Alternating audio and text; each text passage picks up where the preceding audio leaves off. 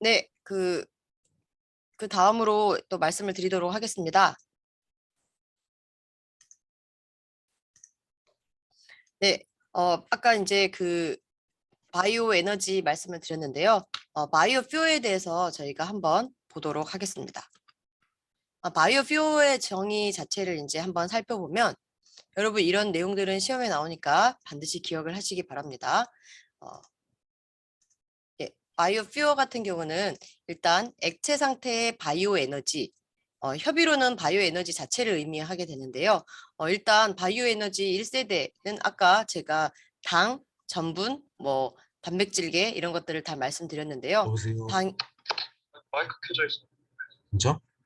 그러니까 네, 당과 전분 또는 식물성 기름 같은 것으로 만들어내는 연료를 저희가 바이오 퓨어라고 부르게 되는데요. 그 대표적으로 바이오 에탄올과 바이오 디젤이 되겠습니다. 바이오 에탄올을 이용해서 실제로 미국에서 실제로 판매되는 에너지가 있게 되는데요.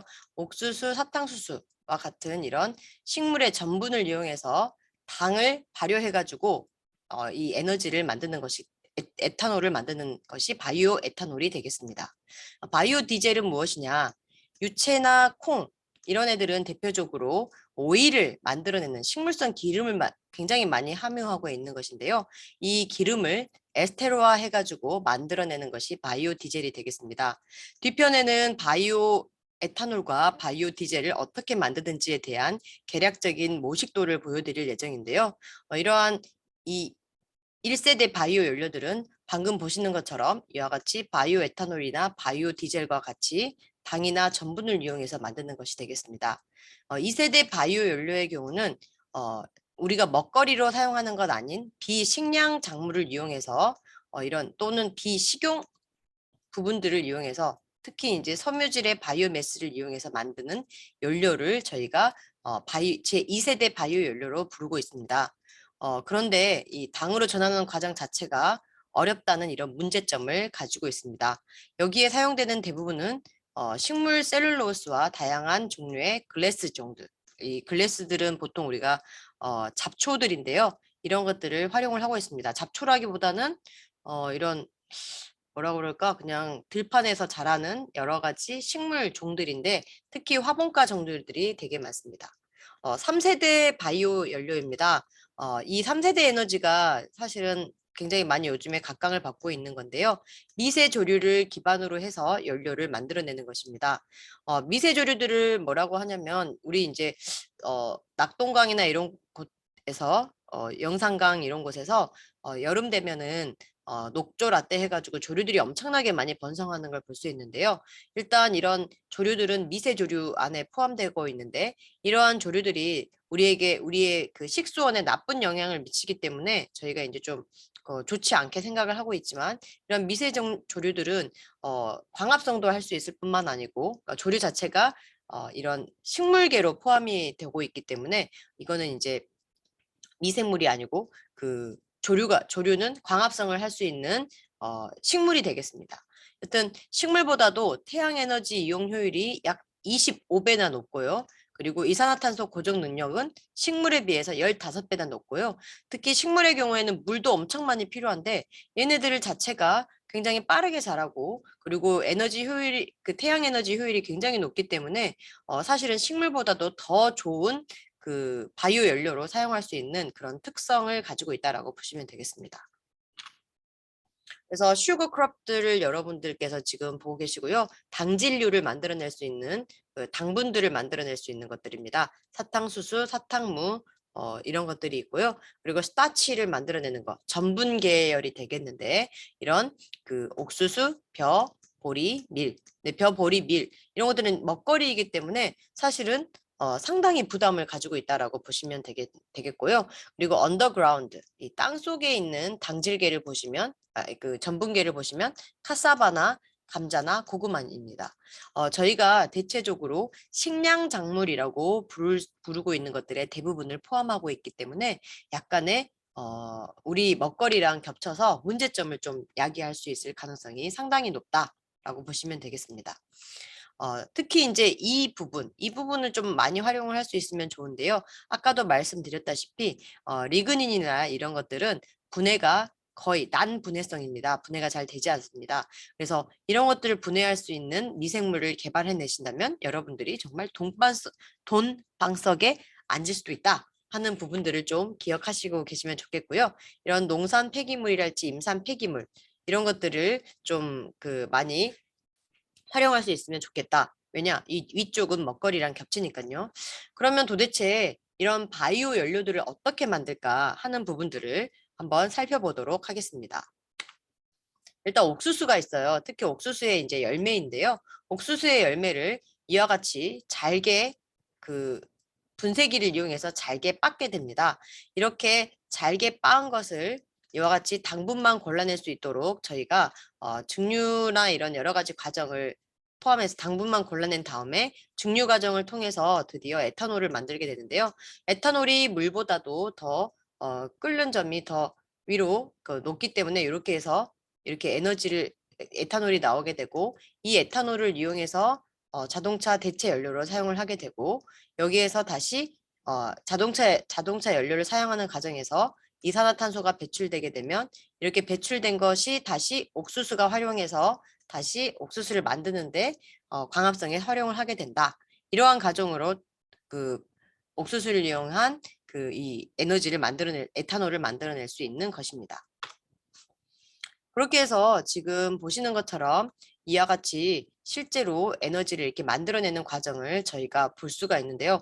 미국에서는 실제로 이 바이오 에탄올을 85%까지 사용하는 거, 그 다음에 30%, 15% 해서 실제로 판매를 하고 있는 것을 볼 수가 있습니다. 그래서 미국의 옥수수 소비 현황을 좀 살펴보면요. 여기에 식품이 11.1%, 수출이 12.7%, 가축 사료로 36.1%, 에탄올로 40.1%를 2011년, 12년 하에서 사용을 하였습니다. 그러나 지금의 이 상황은 약간 바뀌었는데요. 바이오 에탄올이 너무나 식량 크라이시스, 약간의 식량 작물의 부족분을 만들어냈기 때문에 이 현황은 지금 현재는 많이 되었습니다. 그럼에도 불구하고 이러한 바이오 에탄올과 바이오 디젤의 이 현황은 점차적으로 늘어나는 방향으로 해서 이런 탄소 중립을 실현하기 위해 지속적으로 만들어내고 있다라고 보시면 되겠습니다. 약간의 이런 바이오 에너지 전환 시스템 자체가 살짝씩의 다른 점을 갖고 있는데요. 이런 유지작물, 씨앗에 기름 종류를 반 이상을 갖고 있는 유채나 콩 이런 것들은 일단 기름을 확보한 다음에 에스터화를 통해 가지고 바이오 디젤로 이렇게 만드는 것이 있고요. 그리고 전분 같은 경우도 마찬가지로 이와 같이 바이오 에탄올을 만들어내고요. 섬유 식물이나 나무, 볏짚 이런 것들을 이용해서는 약간 당화를 하는 다음에 에탄올을 만들기도 하지만 굉장히 복잡한 공정 과정을 거치면서 에탄올이나 열이나 전기나 가스 등을 만들어낼 수 있습니다.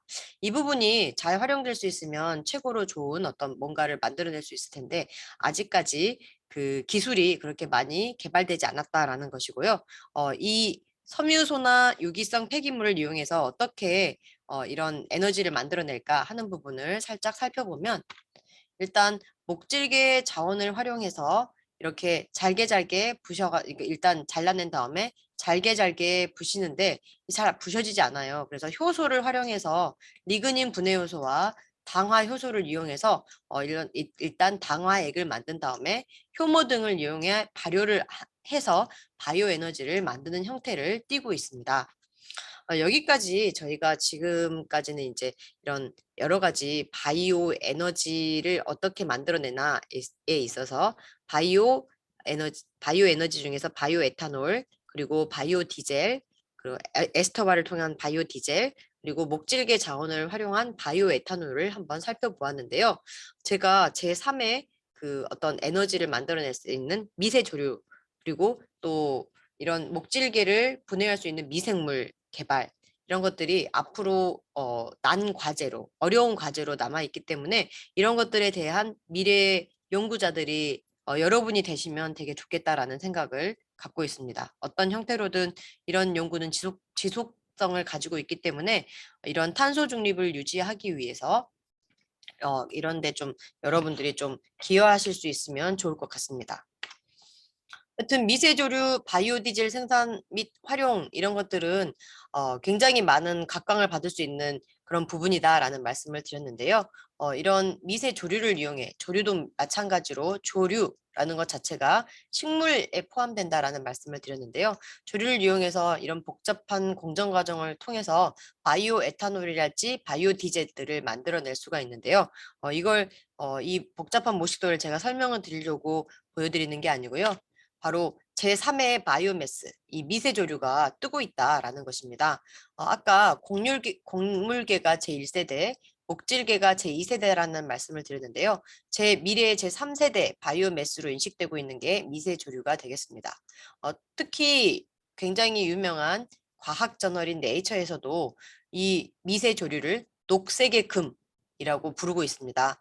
따라서 이제 최근에 이런 미세조류를 기반한 바이오 연료가 아무래도 탄소 중립을 만들어낼 수 있을 뿐만 아니고 이러한 미세 조류를 이용해서 다양한 그 환경을 보존하면서도 광합성도 하면서도 그리고 미생물 공장으로서도 활용을 할 수 있는 굉장한 그 자원이라고 지금 인지를 하고 있다라는 것입니다. 그래서 실제 이 기사인데요. 미생물 공장으로 차세대 연료를 생산할 수 있다라는 것입니다. 그럼 어떻게 하냐? 가장 이상적인 미세조류인데요. 이 아이들은 일단 세포가 굉장히 크고 그다음에 세포벽이 굉장히 얇습니다. 그래서 저희가 실제로 뭔가 가공을 할 때 굉장히 편리하게 가공을 할 수 있고요. 그리고 감염에 대한 저항성 자체가 없게 되고요. 그리고 또한 이렇게 자라면서 세포 밖으로 오일을 배출을 하게 됩니다. 놀랍죠. 이런 식으로 이 미세조류를 활용한 연구들은 앞으로도 각광을 받을 거고요. 제가 한 몇 년 전에 포항공과대학의 그 이숙영 교수님, 이영숙 교수님이라는 분의 강의를 들었는데요. 그분은 이런 미세조류, 식물학을 연구하신 분인데 그 미세조류를 활용해 가지고 이 오염된 토양을 복구시키는 이런 연구를 하시는 분이셨어요. 그래서 오염된 곳에다가 미세조류를 뿌리면 그 토양이 다시 복구가 되는 이런 연구들을 하시는데 상당 부분 좋은 에너지도 만들어내고 또한 거기 오염된 토양도 복구하는 이런 연구를 하셔가지고 미국에서 굉장히 큰 상을 수상하셨었던 그런 기억이 나는데요. 앞으로의 연구의 방향은 이런 식으로 탄소 중립을 유지할 수 있을 뿐만 아니고 이런 형태의 새로운 그 제3의 에너지를 만들어낼 수 있는 뭔가를 찾아내는 거, 제4의 에너지를 찾아내는 거 이런 것들이 가장 큰 줄기로 이 지구를 보존할 수 있는 굉장히 좋은 방향성을 가질 수 있을 거란 생각이 듭니다. 그래서 이런 그 농작물과 미세조류의 생산성을 보자면 미세조류가 지금 보시는 것처럼 옥수수나 콩이나 기름 야자에 비해서 월등히 10배, 기름 야자에 비해서 10배 이상 높은 걸 이렇게 볼 수가 있습니다. 그리고 이 이외에도 우리가 그냥 들판에서 자라는 어떤 그냥 식물들이 있는데요. 이거는 이제 미국의 이제 이런 리그닌이나 이런 것들을 확보하는 나무를 베는 대신에 이런 작물을 활용하는 케이스로서 지금 키워지고 있는 이런 식물이 되겠습니다. 이거는 사실 갈대 종류 중에 하나인 걸로 알고 있는데 우리 순천만에 가면은 갈대들도 있는데요. 이거는 갈대보다도 아마 그 순천만 갈대숲 안으로 이렇게 들어가기 직전에 여러 가지 갈대들이 막 놓여 있는 걸 볼 수가 있는데 그 중에 하나 종류도 이게 포함되어 있습니다. 이러한 종류의 것들을 좀 키워서 바이오매스를 많이 확보해 가지고 어떤 에너지로 전환을 할 수 있다 그러면 탄소 중립을 유지할 수 있을 뿐만 아니고 다양한 부분에도 활용을 할 수 있을 것입니다. 그래서 바이오 퓨얼을 만들 수 있는 여러 가지 작물 중에는 일단 그 사탕수수, 이 슈거케인이라고 부르는 거랄지, 오일팜, 그 기름 야자, 그리고 옥수수, 이 코코넛 이런 것들이 제일 많은 그 프로포션을 차지하는 것을 볼 수가 있는데요. 그에 비해서 여기 이렇게 보시면 스위치 글래스, 아까 제가 요거 이제 그 갈대랑 비슷한 이런 식물인데 이게 스위치 글래스입니다. 스위치 글래스나 아니면 다른 이런 종류들은 그 다른 이런 많이 만들어낸다는 작물에 비해서 월등히 높기 때문에 잉여 이런 그 작물을 좀 키워서 이런 새로운 형태의 아리백을 완성할 수 있는 연료 시스템을 우리나라가 좀 갖춘다면 좀 개인적으로 좋겠다 이런 생각을 갖고 있습니다. 그래서 이제 점차적으로 계속 바이오 연료 에너지를 만들어내는 것이 굉장히 중요한 이슈가 될 것이다라는 것이고요. 이런 관련된 주요 이슈들을 이렇게 보면 오일 가격 안정화 효과가 일단 진짜 있을까 하는 것과 그리고 여러 가지 문제점들이 있는데 아까 말했던 것처럼 방금 앞에 스위치 글래스나 이런 것들을 활용을 한다면 산림이 파괴되거나 이렇게 막 산림을 잘라내버리고 거기에다가 막 그 태양광을 막 놓는달지 혹은 산림을 잘라내가지고 막 나무를 이용해서 연료를 만든달지 이렇게 되면 문제점이 상당히 심각해질 텐데 여튼 이렇게 그 바이오매스를 활용했을 때 이런 문제점들이 약간씩 있다. 수자원에 대한 영향도 있을 수 있고 생물종 다양성도 감소할 수 있고 뭐 이런 다양한 문제점들이 있을 수 있다라는 부분입니다. 여튼 이런 바이오에탄올에 가장 많이 생산하는 나라는 일단 브라질, 미국, 중국, 인도, 프랑스, 러시아 형태인데요. 브라질이 왜 많냐? 좀 약간 걱정이 되는데 브라질 산림을 막 많이 파괴시키면서 바이오에탄올을 만들고 있어가지고 이게 과연 옳은 것인가 하는 저 개인적인 어떤 그런 안타까움이 좀 있습니다만 어쨌든 이 순서대로 있고요. 우리나라는 거의 잘 생산을 해내고 있지 않습니다. 또한 좀 활용을 하는 부분에 있어서도 그렇게 막 좋아하지 않고요. 여튼 그 현재 러시아가 전 세계의 산림에 특히 바이오 디젤을 만들 수 있는 그 산림을 보유하고는 22%를 보유하고 있습니다. 문제점은 지금 러시아가 우크라이나랑 전쟁 중이어가지고 세계 식량 작물에 대한 그 비용도 굉장히 많이 높아져 버렸고 특히 러시아와 우크라이나는 대표적으로 밀을 수출하는 국가입니다. 근데 드디어 이제 밀을 수출하지 않게 되는 이 작기를 넘어버렸기 때문에 밀은 보통 겨울에 심어서 봄에 수확을 하게 되어 있는데요. 일단 여기 이 러시아와 우크라이나의 곡창지대가 지금 현재 밀을 그 제대로 수확하고 있지 못하기 때문에 세계 식량에 대한 그 수출을 아마도 러시아나 우크라이나가 하지 않게 된다면 곡물 가격이 폭등하게 될 것입니다. 특히 밀의 가격이 폭등하게 될 텐데요. 앞으로 여러분 라면 그리고 밀가루 뭐 여러 종류 우리 분식이라고 말하는 것들은 다 오를 거예요. 그거는 어쩔 수 없습니다. 앞으로 3년간 그렇게 오를 거라는 전망이 있는데 그건 100% 오를 수밖에 없습니다. 러시아가 전쟁 중이고 우크라이나가 세계 곡창지대를 갖고 있기 때문에 그럴 수밖에 없는 것인데요.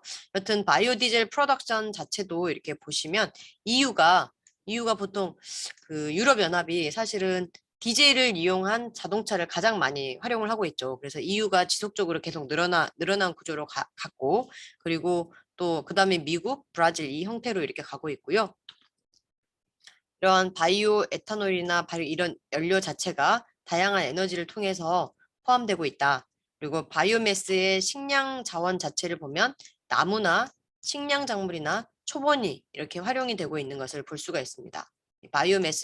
바이오매스에 이제 그 더 많은 매스를 줄 수 있는 게 나무이기 때문에 아까 앞에 이제 나무를 너무 무분별하게 잘라버릴 경우에 이제 문제점이 생길 수 있다라는 것이고 식량에도 문제점이 생길 수 있고 초본 식물에도 이제 약간의 문제점이 생길 수 있고 그러나 이런 것들이 바이오매스로 모두 다 활용이 될 수 있다.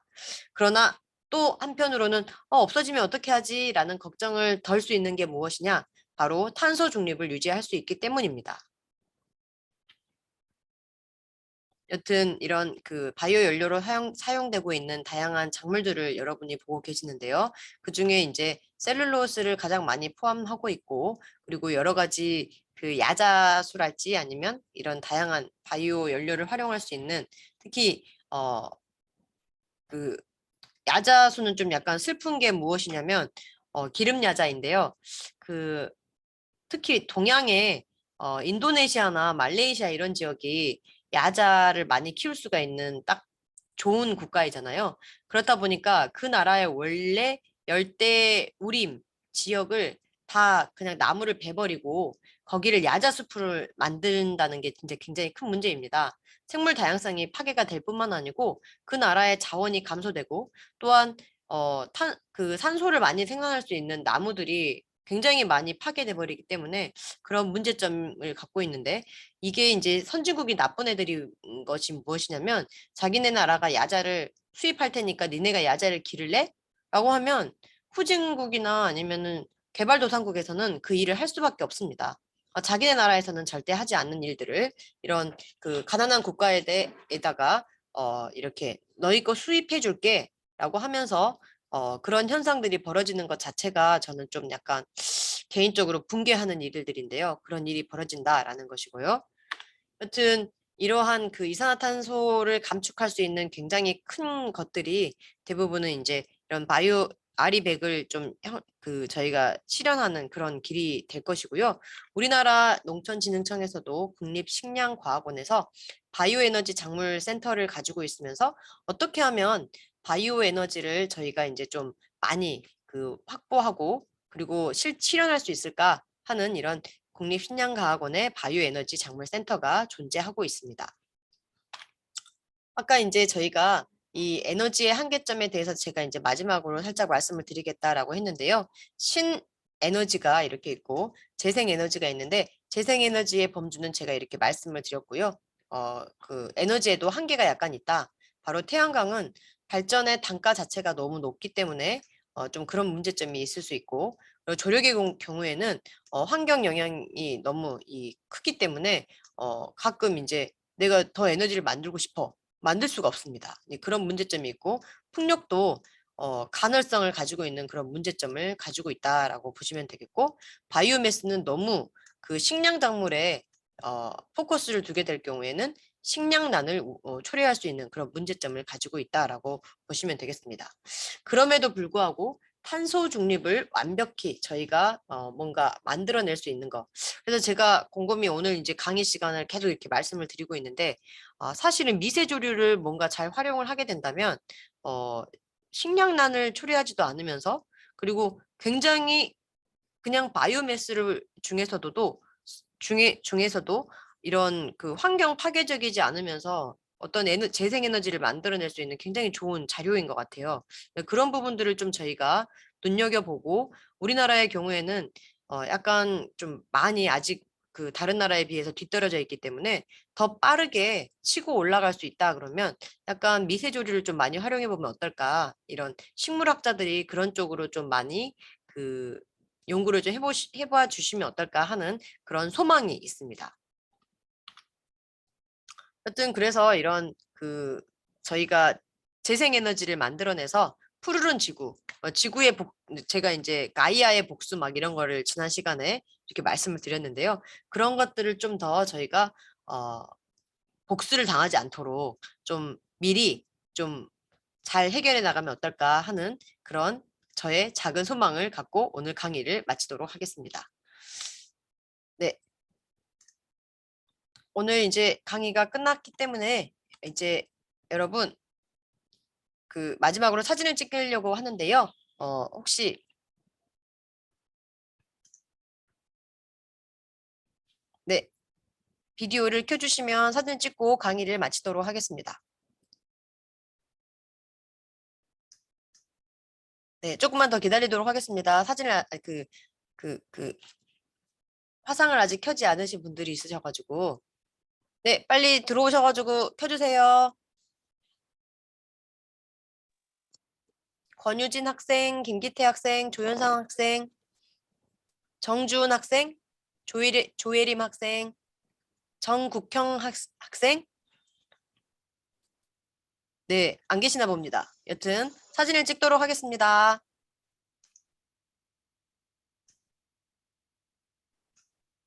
네, 감사합니다.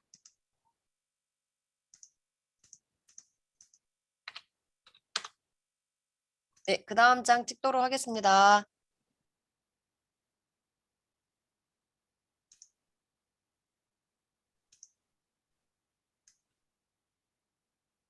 네, 찍었습니다. 그다음 마지막으로 한 장 더 찍겠습니다.